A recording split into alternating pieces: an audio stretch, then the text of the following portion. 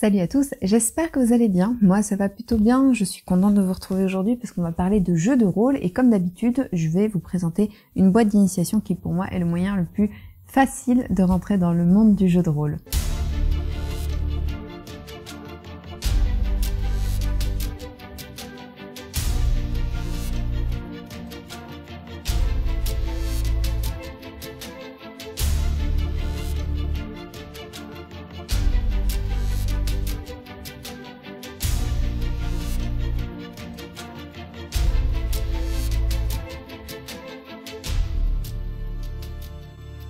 J'ai choisi le Réveil de la Force tout simplement parce que j'aime beaucoup l'univers Star Wars et que je trouve que cette dernière trilogie est forcément celle qui est la plus fraîche dans la tête des gens puisqu'on l'a vue il n'y a pas très longtemps et elle contient tous les ingrédients dont j'ai besoin pour présenter du jeu de rôle, à savoir des choses épiques, de l'aventure, des héros hauts en couleur, des gentils très gentils, des méchants très méchants, des phases de rédemption et de l'émotion. Donc très complète, vraiment amusante et prenante et ça tombe bien parce qu'en fait on suit pas les aventures des personnages du film, mais par contre on va se retrouver dans des contextes assez similaires et proches, donc on pourrait peut-être même être amené à les croiser. Dans cette boîte d'initiation, vous allez trouver plusieurs éléments. Tout d'abord, on va trouver un livret d'aventure, qui est un livret que vous êtes censé pouvoir lire en même temps que vous faites jouer les joueurs. En tant que meneur de jeu, si c'est le rôle que vous avez choisi, je vous déconseille de le faire parce que ça va vraiment ralentir votre partie. Vous n'avez pas envie de ça, vous voulez pouvoir proposer quelque chose qui ressemble à Star Wars, donc avec du rythme, avec aucun temps mort, des moments très enlevés, très tendus. Donc moi, ce que je vous conseille de faire, c'est de lire le livre d'aventure une première fois, tranquille, chez soi, au calme, pour pouvoir bien intégrer les règles et bien intégrer les différentes phases de l'histoire. Quand ce sera fait, je vous dirai poussez la curiosité jusqu'au bout et allez lire le livre de règles, parce qu'il y a un petit livre de règles qui est fourni. En fait, ce qui vous est présenté là sont les règles de base dont vous avez besoin pour faire jouer les personnages, mais honnêtement, moi, c'est un concept que je n'ai acquis totalement que en lisant le livre des règles, en me disant « Ah mais oui, ok, ça va, j'ai compris maintenant pourquoi ils font ça comme ça ». Donc, c'est une quarantaine de pages, je crois qu'on est à 45, mais c'est hyper utile. Tout simplement puisque quand un joueur va vous poser la question pointue dont vous ne connaissez pas la réponse, au lieu de broder, bégayer et de ne pas savoir quoi lui répondre, eh bien vous allez pouvoir lui donner une réponse précise. Et puis si vous avez oublié, eh ben là vous faites comme tout le monde, vous brodez, c'est le dernier choix. Plus sérieusement, donc on a ce livret d'aventure qui présente l'histoire telle qu'elle va se passer avec les différentes phases de rencontres, de combats, d'exploration, de découverte, etc. C'est une initiation tout en douceur pour les personnages parce que ils vont apprendre petit à petit comment dialoguer les uns avec les autres, comment lancer leurs dés, comment utiliser leurs compétences. Compétences qui sont d'ailleurs indiquées sur leur fiche de personnage. Donc chaque personnage a droit à son propre petit livret qui est, contrairement à une fiche de perso normale de 2 ou 4 pages, ici en fait on a plus que ça. On a 2, 4, 6 pages plus un petit un sacré texte quand même qui raconte un petit peu le background, les origines de du personnage que vous avez choisi. Il n'y a pas un moyen de créer son perso ici, c'est du pré-tiré ou c'est rien du tout. Mais ils sont sympas, il y a une très grande variation de profils.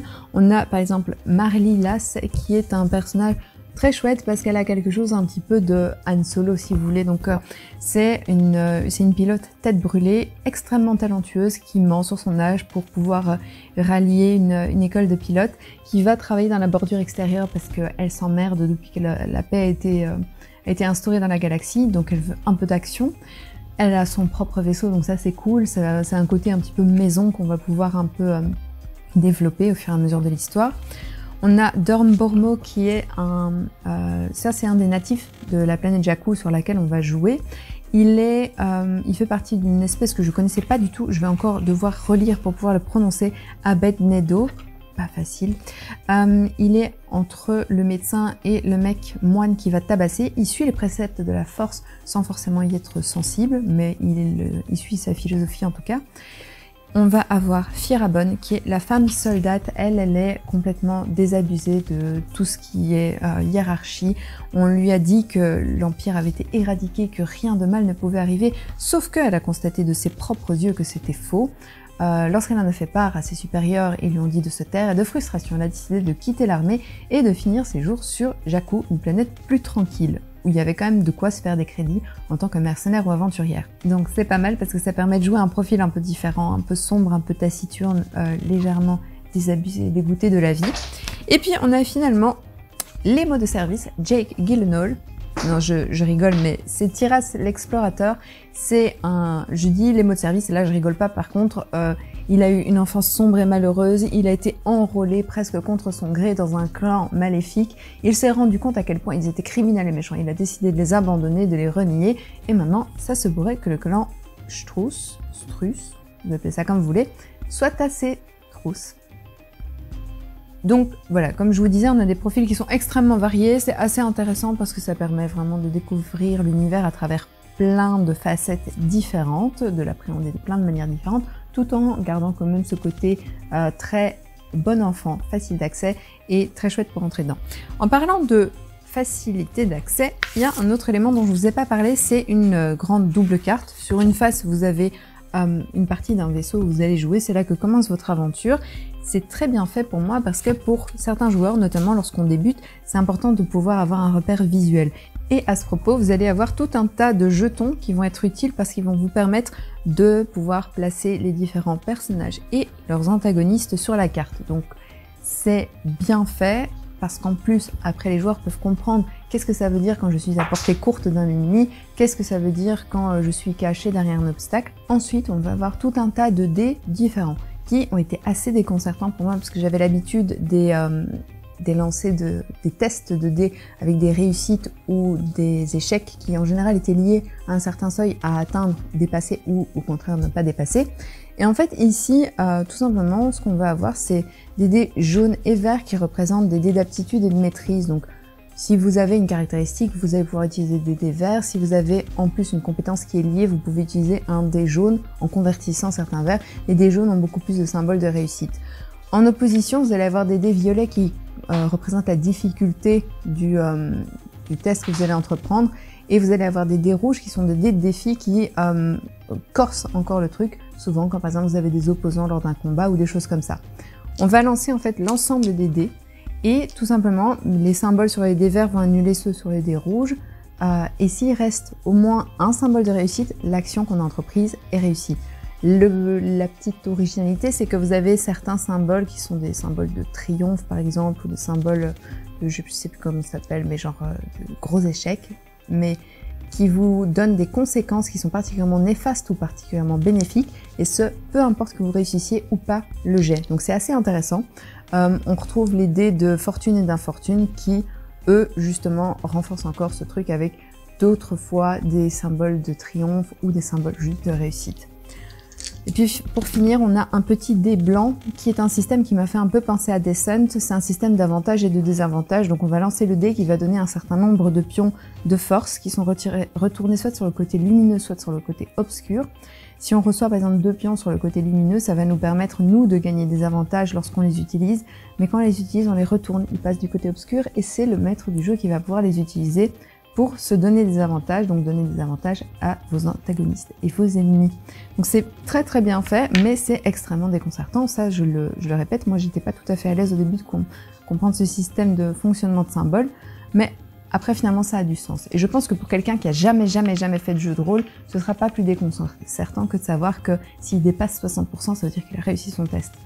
C'est un apprentissage, un coup de main à prendre tout simplement. Alors, globalement, ce que j'en ai pensé, vous l'avez un peu entendu tout au long de la vidéo, ça n'a pas été pour moi le jeu de rôle le plus facile à apprendre, tout simplement parce que j'ai dû désapprendre plein d'habitudes que j'avais sur la lecture des défis, des compétences, et aussi parce que très clairement, je vois bien, je comprends l'idée de vouloir dire au meneur de jeu, regarde, tu n'as pas besoin de te farcir 3 heures de lecture de règles, tu peux commencer tout de suite à jouer grâce au personnage pré-tiré, grâce au livret d'aventure qui te tient la main en même temps que tu racontes l'histoire. Mais en vérité, ça marche pas du tout. C'est pas possible de pouvoir jouer cette aventure en même temps qu'on l'apprend, parce que moi-même, au calme, tranquille chez moi, je lisais l'histoire, je lisais les règles qui étaient liées à l'histoire et je devais apprendre ça. Il y a des moments où je bloquais, où je disais, attends, quoi? Relisons le chapitre parce que là j'ai rien compris. Et j'ai une de mes collègues qui a essayé le jeu en tant que joueuse, pareil avec un meneur de jeu qui découvrait, qui lui avait pris le parti de jouer en même temps qu'il découvrait et faisait découvrir les règles. Et elle me dit ça a été un carnage parce que c'était une partie très très lente, constamment coupée parce qu'il fallait relire plusieurs fois la phrase, comprendre qu'on était sûr d'avoir compris ce qu'on avait bien compris. Donc je déconseille de faire ça pour moi.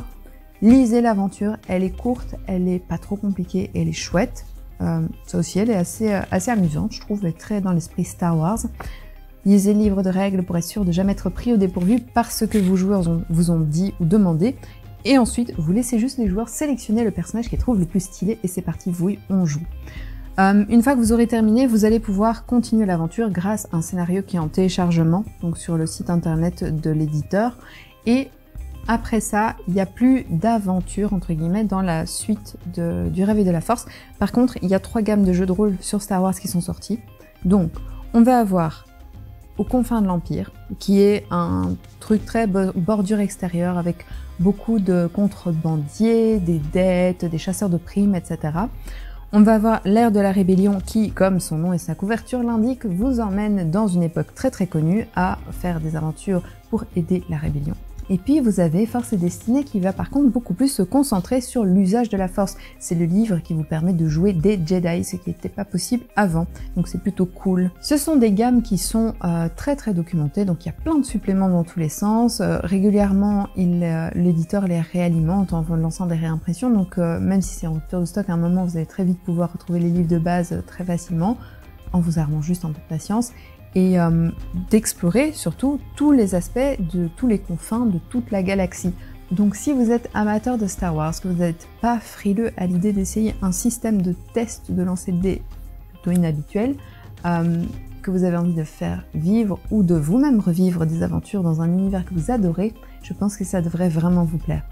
Est-ce que c'est un jeu que je remettrais entre les mains d'une personne qui voudrait découvrir le jeu de rôle? J'ai envie de dire oui, à condition qu'elle soit vraiment fan de Star Wars, parce que ça va faire un obstacle de moins à franchir. Si on aime déjà l'univers, ce sera plus facile de se farcir les règles du jeu, qui sont pas extrêmes, mais qui sont pas non plus des plus simples. Et voilà, moi j'ai terminé pour aujourd'hui. J'espère que cette vidéo vous a plu, parce que je l'ai tournée 6 ou 7 fois d'affilée entre un meuble qui est tombé, le chien et le chat qui foutaient le bordel et qui sont disputés, la lumière qui a grillé, les voisins qui ont claqué la porte, enfin c'était infernal, mais j'y suis arrivée, j'ai terminé. Donc, du coup, moi je vous fais des bisous et je vous dis à la prochaine. Salut!